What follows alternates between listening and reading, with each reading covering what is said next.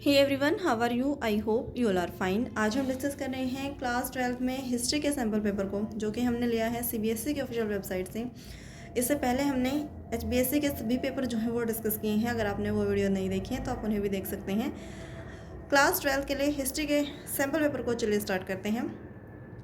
Section A है हमारा objective type question. Question number first है हमारा, Which of the following option accurately describe the significance of the Sangam age in the context of literature? साहित्य के संबंध में संगम युग के बारे में कौन जो है सही जानकारी प्रदान करता है? किसके बारे में जानकारी प्राप्त करनी है हमें? संगम साहित्य के बारे में। बेसिकली सबसे पहले जान लेते हैं संगम जो एज जिस इसमें डिस्कस की गई है, संगम एज जो है वो कितनी है। ये मानी जाती है हमारी 3rd BC से लेकर 3rd AD तक। इसके अलावा अगर हम बात करें यानी 300 ईसा पूर्व से जो है 300 ईस्वी जो है वो इसका टाइम माना जाता है संगम साहित्य का। संगम साहित्य के लिए जो है यहाँ पर तमिल लैंग्वेज की बात की जाती है। यहाँ पर क्या हुआ है, 3 बैठकें आयोजित की जाती हैं। बड़े बड़े विद्वान जो है यहाँ पर इकट्ठे होते हैं, संगम साहित्य पर चर्चा करते हैं। तमिल भाषा की जो है बेसिकली ये बैठकें थी। तो इसमें सबसे पहली जो बैठक हुई है वो कहाँ पर होती है? फर्स्ट हमारी जो सिटिंग है और सेकेंड है और 3rd, 3 बैठकें यहाँ देखने को मिलती हैं। जो फर्स्ट हुई है वो हमें देखने को मिलती है कहाँ पर? मदुरई के अंदर। सेकंड है हमारी कपाटपुरम के अंदर और 3rd हो जाएगी हमारी कहाँ पर? ये भी हमारी मदुरई के अंदर है। अब हमने देख लिया इसमें संगम साहित्य में क्या है, तमिल भाषा की विशेषकर जानकारी प्राप्त की है। तमिल भाषा से संबंधित ग्रंथ जो है यहाँ पर लिखे गए हैं। विद्वानों ने जो है राजाओं की प्रशंसा, लोगों की जीवन शैली, इसके साथ ही धार्मिक, सामाजिक और जो पॉलिटिकल एक्टिविटीज़ हैं उनके बारे में भी जानकारी प्रदान की है। इसमें 3 फेमस राजवंश हमें जो है वो देखने को मिलते हैं। कौन कौन से थे वे हमारे हैं? चोल, चेर और पांडे की जानकारी जो है वो हमें कहाँ से मिलती है? संगम काल से, संगम से जो है एक तरीके से जानकारी मिलती है। फर्स्ट ऑप्शन हमें बताया गया है, it mark the introduction of Sanskrit literature in south India. देखिए अभी हमने डिस्कस किया किस भाषा के संबंधित था? तमिल लैंग्वेज से, जबकि यहाँ पर संस्कृत लिटरेचर की बात हो रही है। तो ये ऑप्शन क्या हो जाएगा हमारा? गलत हो जाएगा। ये क्या हो जाएगा हमारा? गलत हो जाएगा। सेकेंड हमारा, इट वॉज अ पीरियड, ये ऐसा पीरियड था ऑफ डिक्लाइन लिटरेसी एक्टिविटीज़ इन तमिलनाडु। अभी हमने डिस्कस किया यहाँ पर क्या हो रही थी, बहुत सारी एक्टिविटीज़ किसके लिए हो रही थी? लिटरेचर के लिए हो रही थी। तो डिक्लाइन तो जो है वो हो ही नहीं सकता, यानी कि डिक्लाइन जो है वो एक तरीके से यहाँ पर नेगेटिव पॉइंट हो गया, जो कि इसके बारे में बात नहीं करता, यानी कि हमारा आंसर ये भी जो है वो नहीं होगा। अगला क्वेश्चन है हमारा option number C, it witness the flourish collection of ancient Tamil literature. यही तो बात हमने की है, यही तो बात की है कि तमिल लिटरेचर जो है, तमिल साहित्य की बात की गई है। यानी आंसर क्या हो जाएगा हमारा? सी ऑप्शन वो करेक्ट हो जाएगा कि संगम युग जो है यहाँ पर एंशियंट जो प्राचीन तमिल लैंग्वेज है, तमिल लिटरेचर है, उसके बारे में जानकारी प्राप्त की है। चलिए आगे बढ़ते हैं।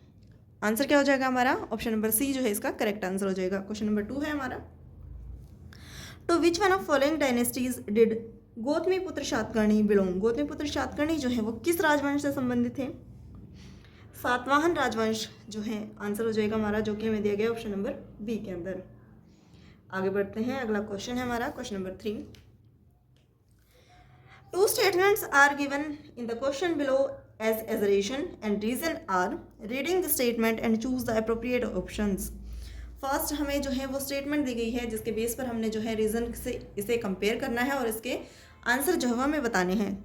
हमें एजरेशन क्या दी गई है? Recovering artefacts is merely the initial step is the archaeological process. यानी कि जो हमारी कलाकृतियाँ हैं वो क्या हैं? पुरातात्विक एक तरीके से सोर्सेज हैं किसके लिए? इनिशियल स्टेप मानी जाती हैं।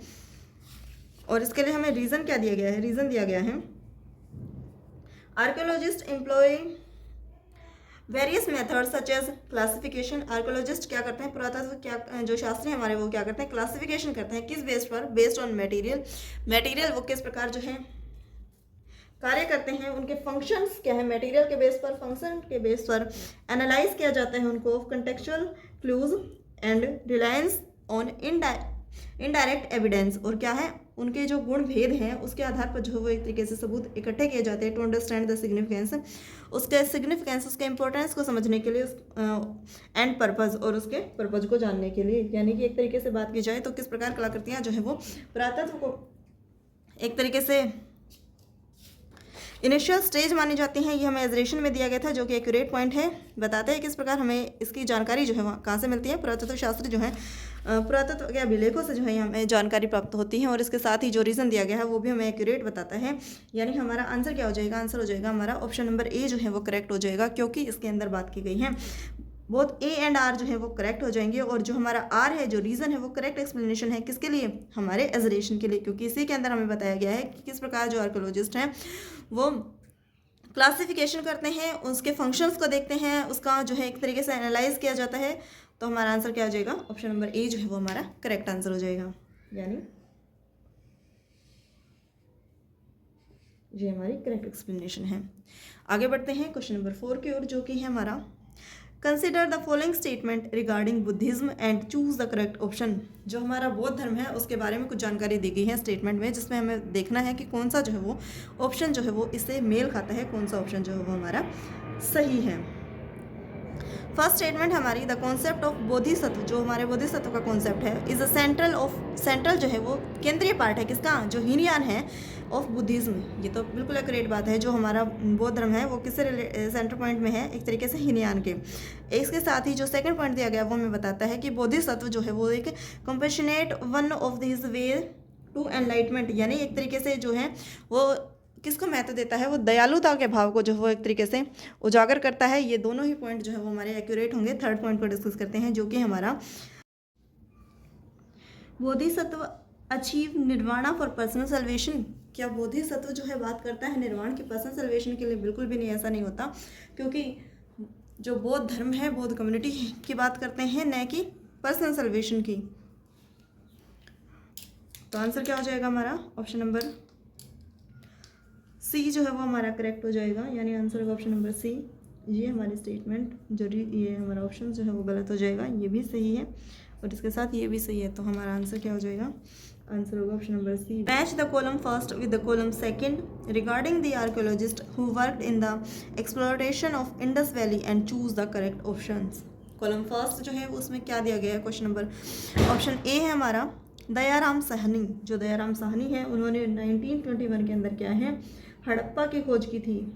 तो ऑप्शन में देखिए, Harappa civilisation discovered seals at Harappa. तो हमारा ऑप्शन जो है वो किससे मेल खाएगा, यानी कि 2 से। और इसके साथ ही राखलदास बनर्जी जो है वो हमारे, उन्होंने किसकी खोज की है, राखलदास बनर्जी ने खोज की है हमारे मोहनजोदड़ो की 1922 के अंदर। तो हमारा ऑप्शन जो है वो ये हो जाएगा, 1922 के अंदर जो है ये खोज की जाती हैं। इसके साथ ही हमारे जो अगला ऑप्शन है जो कि है जॉन मार्शल। जॉन मार्शल जो है वो क्या है, उन्होंने क्या किया था, authored Mohenjodaro and Indus civilisation. इन्होंने क्या किया है, इनकी खुदाई के लिए वो जो है जॉन मार्शल सबसे पहले जो है नाम सामने आता है। इसके साथ ही जो हमारा लास्ट ऑप्शन बच गया वो हमारा हो जाएगा, जो कि है डी जो है वो हमारा 4th पर, यानी कि ऑथर्ड एंशिएंट इंडिया। अब देख लीजिए क्रम से किस प्रकार क्रम है हमारा। इसमें हमारा ए बनेगा किसके साथ, ऑप्शन नंबर सेकंड हमारा दयाराम साहनी जी ने क्या की है, हड़प्पा सिविलाइजेशन की खोज की है। बी बनेगा हमारा क्या, राखलदास बनर्जी जिन्होंने किसकी खोज की थी, हमने देखा मोहनजोदड़ो की खोज की है। तो हमारा आंसर क्या हो जाएगा, बी कहाँ पर है, राखलदास बनर्जी हमारा ऑप्शन नंबर 3 के लिए हो जाएगा। और सी होगा हमारा ऑप्शन जो कि है हमारा जॉन मार्शल, जो कि हमारा ऑप्शन नंबर 1 हो जाएगा। और डी हमारा क्या हो जाएगा, 4th हो जाएगा। अब देखिए हमें ये क्रम कहाँ पर दिया गया है, 2nd, 3rd, 1st और 4th। 2nd, 3rd, इसमें तो हमें ये ऑप्शन नहीं दिख रहा है, लेकिन हमारा आंसर तो जो है वो बिल्कुल यही होना चाहिए। चलिए आगे बढ़ते हैं। क्वेश्चन नंबर 6 है हमारा, identify the ruler of the ancient India with the help of following information. He was a prominent शक रूलर। वो क्या है, एक शक शासक थे। किसके बारे में बात की जा रही है हमारी, इसमें डिस्क्राइब करना है। ही रिबिल्ट, उन्होंने क्या किया है, पूर्ण एक तरीके से जीर्णोद्धार करवाया है किसका, सुदर्शन लेक का, in the 2nd century। He showcased his engagement with सांस्कृतिक ट्रेडिशंस। तो ये हमारे किसके बारे में बात हो रही है, ये हमारी बात हो रही है रुद्रदमन के बारे में। हमारे शक शासक कौन है, आंसर होगा हमारा ऑप्शन नंबर डी, रुद्रदमन। आगे बढ़ते हैं अगले क्वेश्चन की ओर, जो कि हमारा question number 7, identify which of the following options refers to ancient cave painting given below. जो ये हमारे जो पेंटिंग दी गई है उसमें बताया गया कि पेंटिंग जो है वो किसके बारे में बताती है, ये पेंटिंग किसका चित्र है एक तरीके से। तो हमारा आंसर क्या हो जाएगा, अजंता केव जो है वो इसका आंसर हो जाएगा। आगे बढ़ते हैं, क्वेश्चन नंबर 7 है हमारा, note the following question is only for the visual impaired candidate. जो हमारे क्वेश्चन नंबर 7 था पिक्चर्स के लिए, वो किसके लिए था ओनली। अभी हम डिस्कस कर लेते हैं हमारा नेक्स्ट क्वेश्चन क्या है, in which of the following regions is the Kailasha temple located. ये हमारा कहाँ पर स्थित है, महाराष्ट्र के अंदर स्थित है। तो हमारा ऑप्शन कहाँ पर है, ऑप्शन नंबर बी जो है महाराष्ट्र। अगला क्वेश्चन है हमारा question number 8, which of the following skills can be identified from Al Biruni's writing. जो अल-बिरूनी थे उसकी राइटिंग के बारे में कौन सा जो है वो तथ्य सही है। प्रोफिशिएंसी, किस चीज़ में प्रोफिशिएंसी थी, डिप्लोमेसी एंड पॉलिटिकल नेगोशिएशन। नहीं, ऐसा नहीं है। हमें कहीं भी जो है अल-बिरूनी के बारे में हम जब भी पढ़ते हैं तो हमें ऐसा देखने को नहीं मिलता कि क्या है उनके अंदर प्रोफिशिएंसी की बात हो डिप्लोमेसी की और नेगोशिएशन की, पॉलिटिकल नेगोशिएशन की। तो ये ऑप्शन तो हमारा गलत हो जाएगा, तो ये तो आंसर नहीं ही होगा हमारा। Fluency in multiple language and broad intellectual curiosity, ये जो है वो हमारा आंसर हो सकता है। तो हम एक बार आगे जो ऑप्शंस है उनको भी चेक कर लेते हैं। Expertise in military strategy and welfare, नहीं, ऐसा भी नहीं था, तो ये भी गलत हो जाएगा क्योंकि जो सैन्य संबंधी मामलों में उसको बहुत ज़्यादा एक तरीके से जानकारी थी, ऐसा भी हमें कहीं पढ़ने को नहीं मिलता है कहीं। नेक्स्ट है हमारा एक्सेप्शनल टैलेंट, किस चीज़ का, for story telling and vivid description. तो हमारा एक्यूरेट आंसर क्या हो जाएगा, ऑप्शन नंबर बी जो है वो हमारा आंसर हो जाएगा। चलिए आगे बढ़ते हैं क्वेश्चन नंबर 9 की ओर। Which of the following statement is incorrect about Andal. उनके बारे में कौन सी स्टेटमेंट जो है वो एक तरीके से इनकरेक्ट है। चलिए देखते हैं। फर्स्ट स्टेटमेंट दी गई हमारी,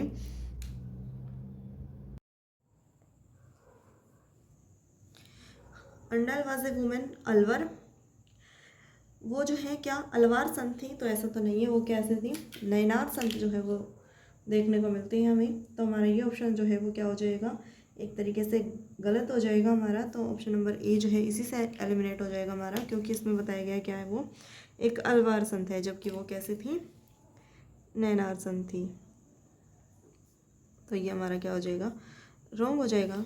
इसके साथ ही हमारा नेक्स्ट पॉइंट है, Andal was a woman Nayanar, जो कि अभी हमने डिस्कस किया ऊपर कि वो कैसे संत थे, नैनार संत। The privileges caste system in the society, उन्होंने क्या कर लिया था, जो प्रिविलेज जो कास्ट सोसाइटी थी एक तरीके से उस व्यवस्था को एक्सेप्ट कर लिया था, समाहित कर लिया था। Andal saw herself as a beloved of Vishnu, इसमें बताया गया है, यानी ये ऑप्शन जो है वो हमारा एक तरीके से करेक्ट हो जाएगा। ऑप्शन नंबर बी जो है वो हमारा राइट आंसर होगा। Option number B.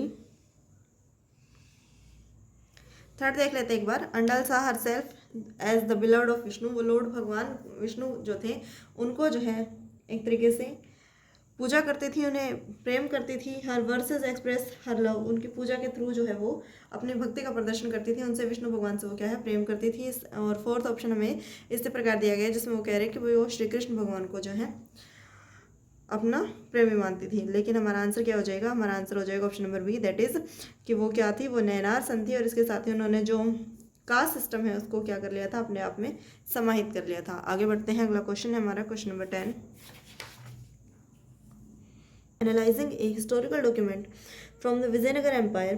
कल्पना कीजिए कि आप विजयनगर साम्राज्य के बारे में जो है एक ऐतिहासिक डॉक्यूमेंट जो है उसके बारे में जानकारी प्राप्त कर रहे हैं। विच of the following documents would be most helpful, इसमें से कौन सा जो डॉक्यूमेंट है वो ज़्यादा हेल्पफुल रहेगा हमारे लिए।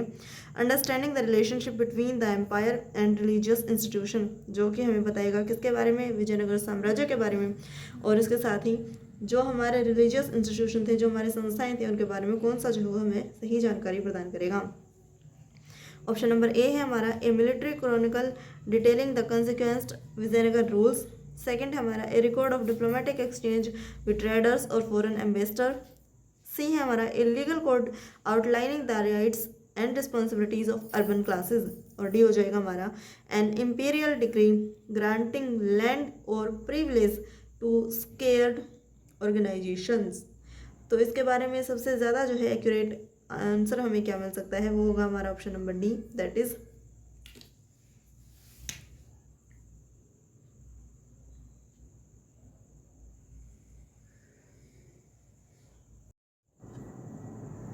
फर्स्ट ऑप्शन हमारा बताता है कि किस प्रकार जो मिलिट्री है, सेना के बारे में अगर हम जानकारी प्राप्त करेंगे तो उससे हम रिलीजियस जानकारी किस प्रकार प्राप्त कर सकेंगे। तो ये हमारा ऑप्शन जो है वो गलत हो जाएगा, यानी हमारा ऑप्शन नंबर फर्स्ट जो ए दिया गया है वो क्या हो जाएगा, इनकरेक्ट हो जाएगा एक तरीके से। अगला ऑप्शन जो हमें दिया गया है वो है रिकॉर्ड ऑफ डिप्लोमेटिक एक्सचेंज। अगर हम राजनीतिक संबंध जो है डिप्लोमेटिक तरीके से जो ट्रेडर्स हैं, व्यापारी हैं, फॉरेन इन्वेस्टर की बात करेंगे तो हम एक तरीके से जो हमारे रिलीजियस पॉइंट है वो यहाँ पर वैसा ही जो है वो एक तरीके से अधूरा रह जाएगा, जिसके बारे में हम ऐतिहासिक और जो हमारे रिलीजियस जानकारी है वो यहाँ से हम प्राप्त नहीं कर पाएंगे।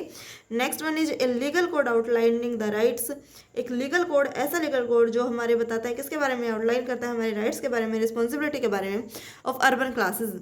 लेकिन ये भी जो है वो एक्यूरेट आंसर वो नहीं हो पाएगा, इसलिए हमारा आंसर क्या हो जाएगा, हमारा आंसर हो जाएगा ऑप्शन नंबर डी। आगे बढ़ते हैं क्वेश्चन नंबर 11 की ओर, जो कि हमारा match the column first with second regarding the travels who visited the Vijayanagar empire and choose the correct option. Option number A है हमारा, जो कि है निकालो द कॉन्टी। उसके लिए क्या हो जाएगा, हमारा आंसर हो जाएगा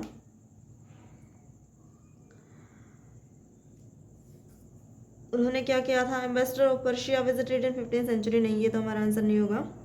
सेकंड दिया है Italian trader who visited in the 15th century. ये हमारा आंसर हो जाएगा, क्योंकि वो क्या थे, निकालो द कांटी जो है वो यहाँ के एक ट्रेडर थे।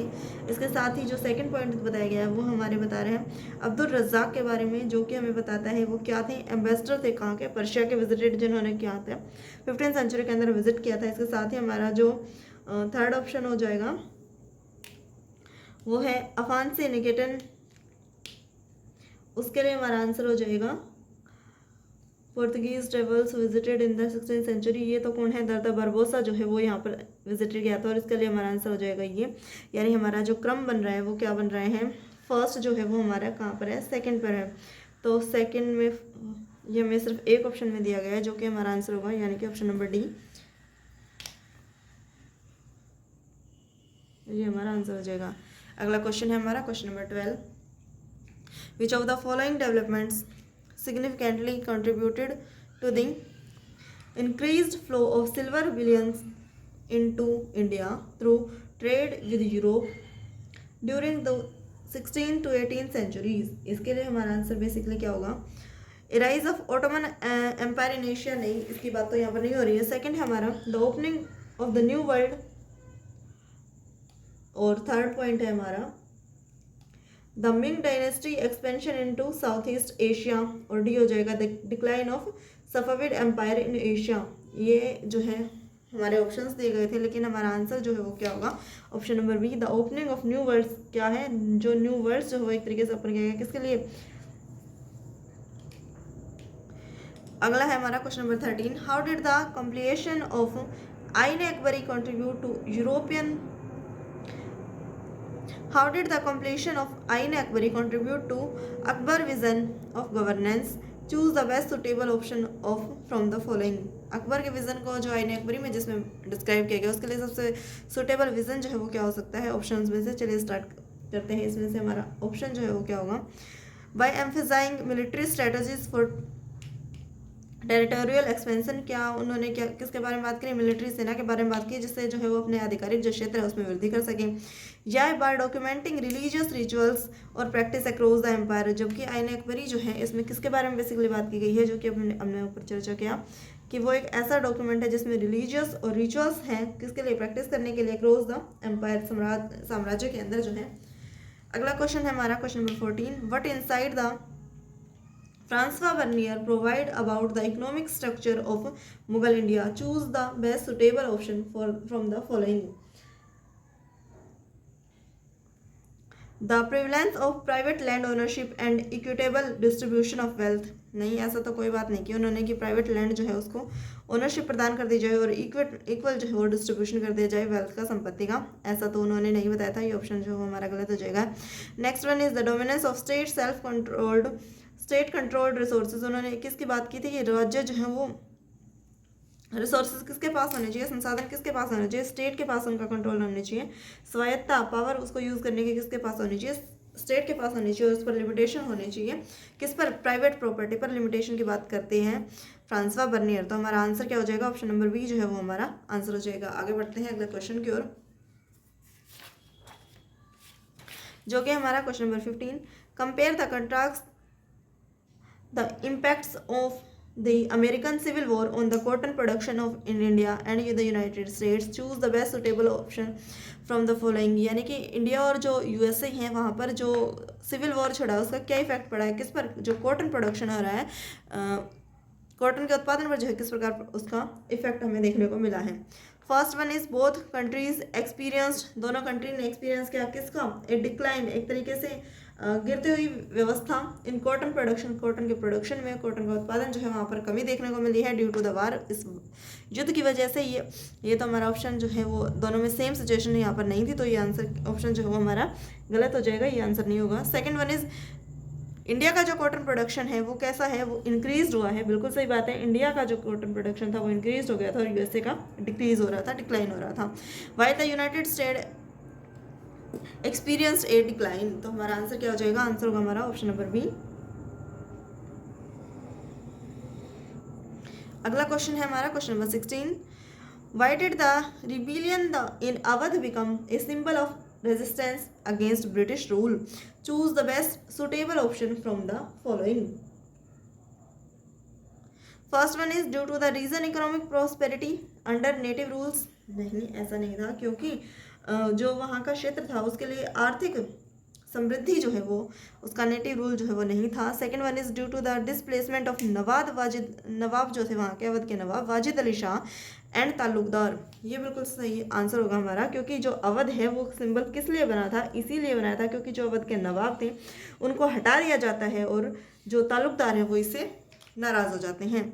एक तरीके से लोगों के बीच आक्रोश की भावना जो है उत्पन्न हो जाती है जब उनके नवाब जो है उसको एक तरीके से अंग्रेजों के द्वारा शासन से हटा दिया जाता है, उनकी गद्दी जो है सत्ता जो है उनसे छीन ली जाती है। अगला क्वेश्चन है हमारा question number 17। Following represent the correct chronological order of events related to agrarian developments in India during the 19th century. First one is the permanent settlement in Bengal. स्थायी बंदोबस्त की व्यवस्था बंगाल में जो लागू की जाती है 1793 के अंदर लॉर्ड कॉर्नवालिस के द्वारा। सेकेंड वन जो ऑप्शंस दिया गया है वो हमारा वो है जो दक्कन के विद्रोह हुए हैं, दंगे हुए हैं, कमीशन है 1877 के अंदर जो है यहाँ पर कमीशन बिठाया जाता है। नेक्स्ट वन है संथाल जो विद्रोह होता है, वो संथाल विद्रोह कब होता है, ये हमारी घटना है 1855 की। तो क्रम से अगर हम लगाएंगे तो फर्स्ट हो जाएगा हमारा ऑप्शन नंबर 1, सेकंड हो जाएगा ऑप्शन नंबर डी, और थर्ड होगा हमारा ऑप्शन नंबर सी, और फोर्थ होगा हमारा, यानी कि हमारा क्रम बनता है फर्स्ट, फिफ्थ, फोर्थ, और सेकंड हो जाएगा हमारा, थर्ड हो जाएगा, और उसके बाद होगा लास्ट। यानी ये क्रम हमें किस ऑप्शन में दिया गया है, देखिए फर्स्ट, ये हमारा ऑप्शन नंबर डी जो है वो हमारा क्या हो जाएगा, एक्यूरेट आंसर हो जाएगा इस क्वेश्चन के लिए। तो हमारा आंसर क्या होगा, ऑप्शन नंबर डी। अगला क्वेश्चन है हमारा क्वेश्चन नंबर 18। Which one of the following was the Gandhi's main demand for the peasants in Champaran. Gandhi ji की क्या मुख्य डिमांड थी चंपारण में किसानों के लिए। Increase the minimum wages of workers, क्या जो मजदूर हैं उनकी जो मिनिमम वेजेस हैं उनमें वृद्धि करने डिमांड की थी, नहीं, किसानों की बात हो रही है यहाँ पर, पीजेंट्स की बात हो रही है, तो ये ऑप्शन तो हमारा गलत हो जाएगा। अगला ऑप्शन दिया गया है जो कि हमें बताता है किसके बारे में, freedom to cultivate the crops of their choice, कि भाई किसानों को उनकी इच्छा के अनुसार फसलें उगाने की जो है क्या दी जाए, फ्रीडम दी जाए, अनुमति दी जाए। यही हमारा क्या होगा, करेक्ट आंसर हो जाएगा,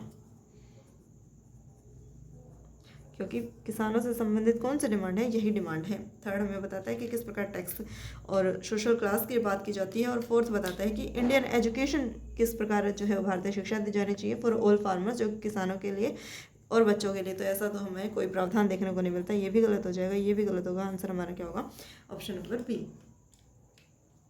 क्वेश्चन नंबर 19 है हमारा, complete the following with the correct option regarding the role of leaders. जो लीडर्स दिए गए हैं उनके रोल के अकॉर्डिंग जो है हिस्ट्री रही है हमारी नेशनलिज्म के अकॉर्डिंग, उसे हम क्या करना है? लगाना है। तो फर्स्ट है हमारा हो ची मिन है, ये कहाँ की है? वियतनाम की। तो इसी तरह में बताया गया कि जॉर्ज वाशिंगटन जो है वो कहाँ के होंगे? ये हमारा आंसर होगा यूएसए के अंदर। तो हमारा आंसर होगा ऑप्शन नंबर ए। आगे बढ़ते हैं अगले क्वेश्चन की ओर, जो कि हमारा हो जाएगा क्वेश्चन नंबर 20।